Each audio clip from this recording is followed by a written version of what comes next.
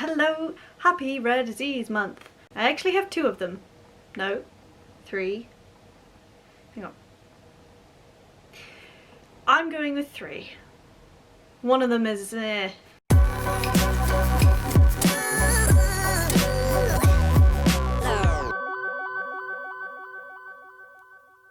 My name is Max and I have 3 rare diseases. I have cold urticaria, which means that I am allergic to the cold, as in temperature. I also have a neurological condition called visual snow syndrome, which means that, oh, it's a long story. Basically, it's a condition that affects your eyesight and your visual processing. This is part of what it's like to live with a rare disease, but they're not sure exactly what it is or why it is. Even the diagnostic criteria has been changed twice since I've had it, so. I will put a link to visual snow syndrome up here because I made a video about what is it and why my glasses are orange. And then lastly, I have a connective tissue disorder called Ehlers-Danlos syndrome, and also, yes it is. I just wanted to talk about what it's like to live with a rare disease, or 3. A question I often get asked is, oh, what's it like living with a rare disease? And honestly, it's a hassle for many reasons. Obviously I'm going to go through them, but the first one is something that I didn't discover until a couple of years ago when I started my channel. Just before that, is being in the news just because your body works the way that it does is bizarre to me, because this is just, I've known no other life. So for news outlets to be interested in, wow, your body works really weird, is, I don't know, I have learned that it is in fact that interesting, but I didn't really know how interesting it would be. It's very strange being a spectacle for people and just kind of being a point of interest. Like being allergic to cold. My channel exists simply because when it went out in the news that I was allergic to cold and it was a thing, the backlash was just bizarre. And I wanted to teach more people about it. So a part of living with a rare disease, all 3, is you kind of become a teacher. And people will gawp at you and you will become a party trick and not a freak show, because it's not that, well, some people treat me like I'm a freak show because I wear a mask to manage my cold urticaria, and apparently that is the most bizarre thing in the world and I deserve to be ridiculed for it. I don't view myself as a freak show because of that. Other people do. Explaining my body to people and my body working the way it does being newsworthy. I never thought about it like that. And obviously my experiences in the news with cold urticaria were not good, but I still consider going back and talking about visual snow syndrome because I believe that awareness will really help this particular problem, that bodies are different and they all work differently, and it is nothing that's particularly newsworthy, but obviously you have to get it in the news first for it to then not be newsworthy.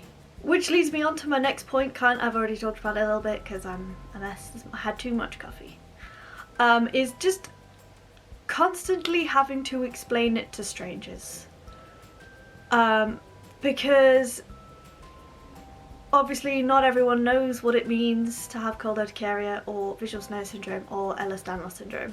So I can't just say to people, oh sorry, that's not really accessible to me because I have cold urticaria, or because I have visual snow syndrome, or because I have Ehlers-Danlos syndrome.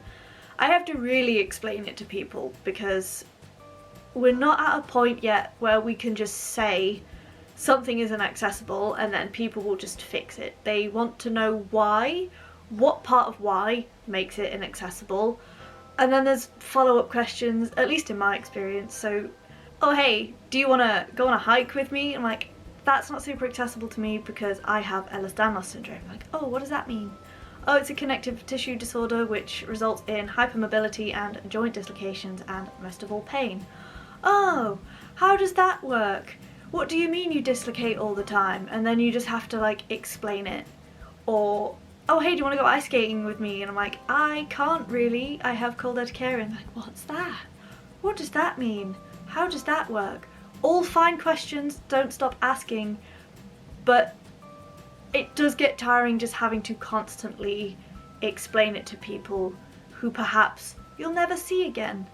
I do kind of get a little bit bored of explaining exactly why my body doesn't work like everybody else's, and it's not always such a productive conversation as making something accessible. Sometimes it's, oh, why are you wearing that mask for? Take it off, please. And I'm like, I never say please.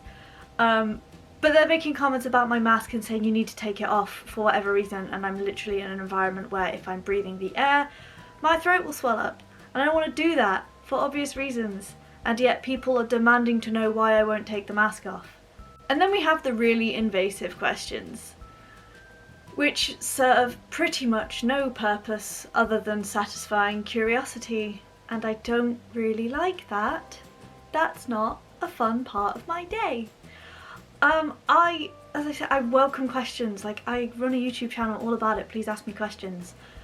But if it's just like a throwaway comment, or I don't know, I don't need to be grilled on my health everywhere I go. And some of these grillings are not great. So back when I used to use a wheelchair, I used to get asked, before they'd ask for my name, whether I could still have sex. Why do you need to know? Why do you care? And it's definitely unique to each person, so why are you asking me specifically? You know, and like, just really invasive questions are not always about that. Sometimes they're just lots and lots and lots of questions about your health and one specific condition. Like, what have you tried? When were you diagnosed? Who diagnosed you? And it's like, that's quite invasive. I don't want to always say my whole medical history to someone I've just met and are probably not going to see again. One of the greatest positives of living with a rare disease is the sheer strength of the community that you find of people that also have what you have. The community that you have is great, and the community that you can build with other people that have rare diseases that aren't necessarily what you have, it's great. Just being able to say like, oh my god, you won't believe what so-and-so said to me today. And like, yeah, oh my god, it's the worst when they do that. And you just bond over things that happen to you and your experiences as a person living with a rare disease. Like, for example, at the start of my YouTube journey, when I started when I just got a referral to the allergist from my GP, and the reason that happened was because I went to my GP because my old antihistamine, loratadine, had stopped working for me after like 9.5 years. I was starting to get reactions even though I was taking my medication. So I was like, hey, I have cold urticaria. And then the doctor said, cold on your what? And I was like, oh god, here we go. And I explained cold urticaria, as in an urticarial rash. And they're like, oh, that's really rare. I was like, yeah. So I have that, diagnosed back in 2009, 2010. Can't even remember at this point. But I've been diagnosed, been treated for it for 9.5 years, and my antihistamine has stopped working. So I need you to prescribe me another one. Here is what I had in mind. And then she said, oh, I am not comfortable treating you for this because I don't know what it is and it's really rare. So I want you to go get diagnosed with it again, and referred me to the allergist. And then I was like, okay, but it's the middle of winter. I need I need a medication that works. Can we please try this thing that is now the gold standard? And she was like, well, I suppose I can prescribe that for you because it's a pretty common drug. And I was like, yes, thank you. And then I had to go back to her to be like, hey, it's working, but like I need the 180 milligram because it's not quite enough. And then she did that, but that was about all that she was going to do. And then I had a different GP that wasn't the allergist, because the allergist took 18 months plus, I think. And I was like, hey, I want to try this Montelukast thing because everyone's talking about it, and it's scientifically, it's in one of the treatment plans, like it's an option, please can I try it? And she's like, yeah, okay, cool. That was a different one. But yeah, doctors not knowing how to treat you because it's rare does often lead to delays in treatment because they don't feel confident treating you. So they refer you to somebody who feels confident, which is like how it should be done. However, waiting lists are so long at the moment, and they were long when I started, they're longer now because it's the NHS, it's how it works. So you are getting a delay in treatment, and for some rare diseases that delay can be deadly, it can be really bad for you, it can cause way more problems. So it's not an ideal situation for a doctor to be like, huh, it's rare, I can't do it. Like mine was already diagnosed, I just needed a simple antihistamine change, and she was like, oh, you need a whole new referral because this is rare and scary. And then you also have the doctors that have the opinion that because something is rare, you can't have it because it's so rare. I don't even know the stats for how many, I think like cold urticaria, I think, quoting here, I don't have a source, but I've seen it quoted as like one in about 4 million. But it is rare. And then doctors are like, oh, but that's so rare. Can't be you then. I'm like, why can't it be me? What about rare means doesn't exist? I think they'd rather assume that another doctor messed up than the person sat in front of them has a rare disease. I would have thought doctors would have thought that was cool, but apparently not. They really don't. I don't get it. And it's really annoying because that's another barrier to treatment, because they're like, oh, this is rare, therefore you can't have it, so we're not going to treat you for it, and we're also going to refer you somewhere else to prove that you don't have it, which can take 18 plus months to get to, and then you get there and they're like, oh yeah, no, you do have it. And then generally just being disbelieved because it's too weird. So when I tell people I'm allergic to cold, I don't even need to say it, do I? So that's a thing. There's a lot of just, I think people would rather just assume that I'm making it up than they can be wrong about something.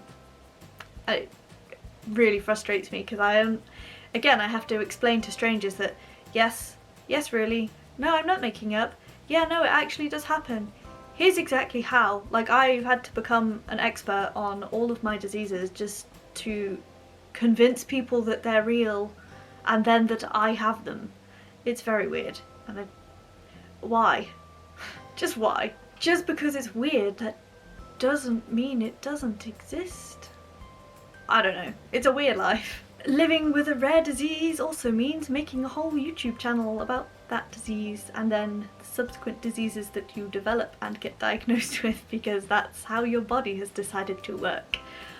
It's really fun, and I wouldn't have this channel and this hobby if I didn't have a rare disease, and I wouldn't have my wonderful community of ice mice if I didn't have any of my diseases. So it's not all bad. I did struggle to think of the positives, but it's just because the negatives annoy me so much. But I just want to say, for the record, I live with rare diseases. I don't suffer with them.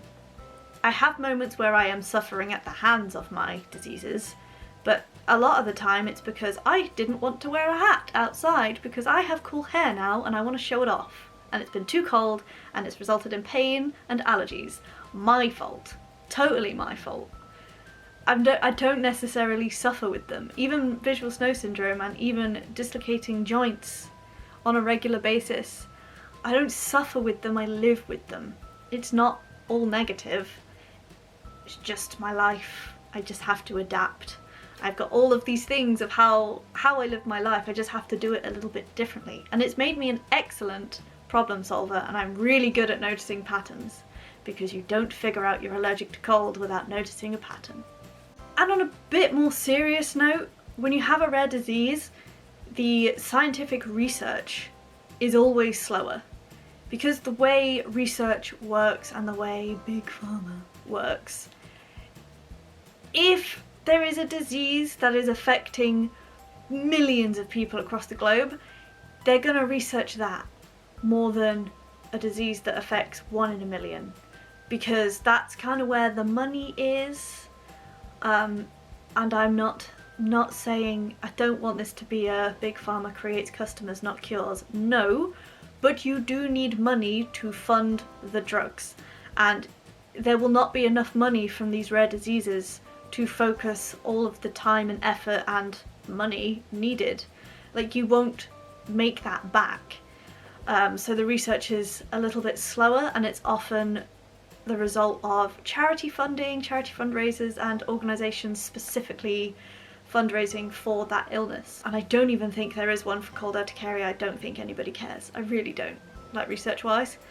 Because when I made my video about the science of cold urticaria, the papers were really few and far between. There wasn't a lot of work going into it, there wasn't a lot of active research, and it was just really hard to find the answers because there just wasn't enough info about it. Ignore the lighting, the sun's gone away.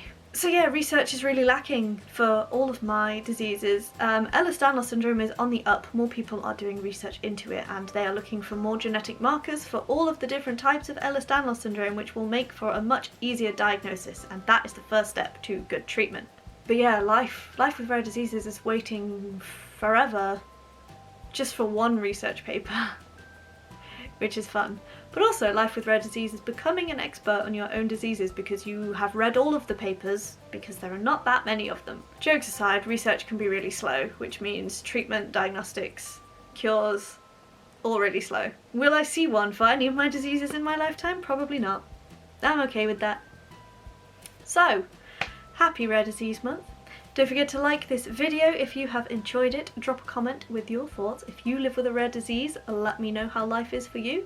Subscribe to my channel if you haven't already, and ring that notification bell so you get notified every single time I post a new video. Videos go up every Saturday at 6 PM UK time with at least one bonus video every single month. See ya!